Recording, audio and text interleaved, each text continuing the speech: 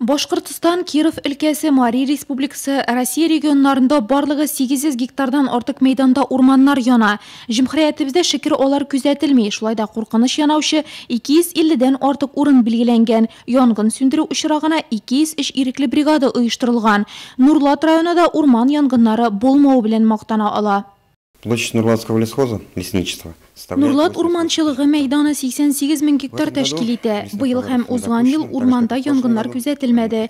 6 ел дәвамында республикада шул исәптән Нурлат районында урман массивларында янгын чыгу очраклары теркәлмәде.